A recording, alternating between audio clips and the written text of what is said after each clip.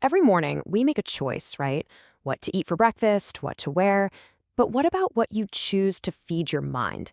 Today, we're diving into the most important diet you're on, your information diet, and how it kind of quietly shapes your entire reality. So let's just start with a really direct question for you. Think about it for a sec. In the last hour, what information did you actually consume? Was it nourishing or was it, mental junk food? Because the diet you choose for your mind is every single bit as important as the one you choose for your body. And the parallel here is just so direct, it's almost impossible to ignore. Your body consumes food for physical fuel, right? And the quality of that food, well, it obviously impacts your physical health. It's the exact same thing with your mind. It consumes information to generate thoughts, and the quality of that information directly impacts your mental and your emotional well-being. This is really the core idea we're going to unpack.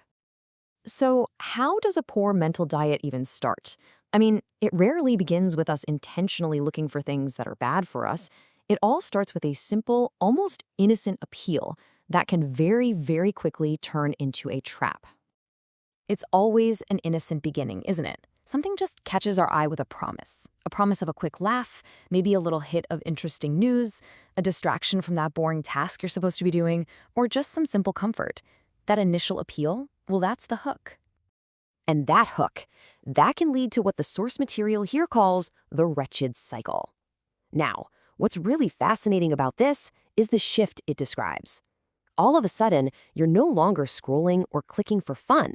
You're just doing it to avoid that feeling of emptiness or boredom that creeps in when you stop. It's no longer about seeking a high, it's about desperately trying to avoid a low. And this quote just brilliantly illustrates the paradox of the whole trap. You can get to a point where you feel like that constant stream of information is the only thing keeping you going, the only thing stimulating you, when in reality, it's the very thing that's draining your energy and your peace of mind. And let's be honest, these traps are absolutely everywhere in our modern lives. It's that endless, mindless scroll through a social feed. It's that, quote, dopamine keg of notifications, giving us these tiny, addictive hits of validation. It's that constant drip feed of sensational news drama or, getting sucked into an outrage-driven comment section. We have all been there. So what's the big deal, right? This whole cycle might seem kind of harmless, but a constant diet of mental junk food comes with a very, very real cost. And here's something we often forget. It's not just about the quality of what we consume, it's the sheer quantity of it. I mean, you could be reading Nobel Prize-winning articles, but if you read them nonstop for 10 hours, it can still be completely overwhelming. It's just like eating. Too much healthy food can still make you sick, and too much good information can lead to total paralysis.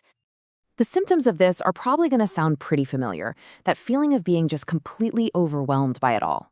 A constant low-grade sense of fear or anger or anxiety that's just fueled by what you're seeing online. Feeling totally drained and frankly just wretched after an hour on your phone.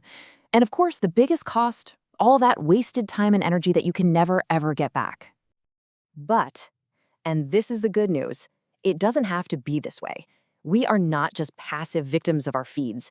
The source material lays out a really clear, actionable path to take back control and actually choose nourishment. It's a really simple 3-step framework. First, just be aware. Just start noticing what you're actually feeding your mind without judging yourself. Second, be wary.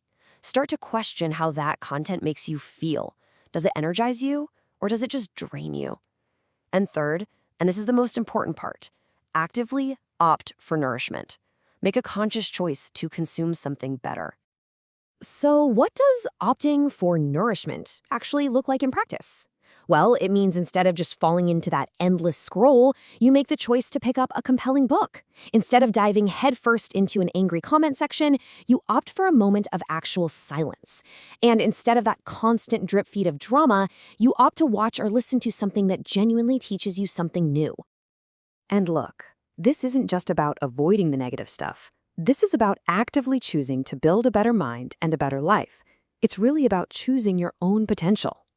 This quote is really the central takeaway of this whole thing. The default mode of our world is passive consumption.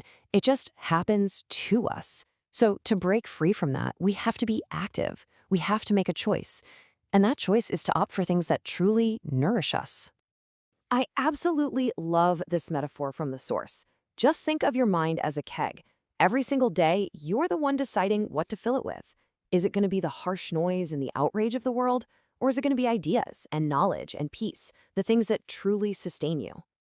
So, as we close this out, that's the question to leave you with. For the rest of today, what will you choose to pour into your keg? The choice, as it always is yours.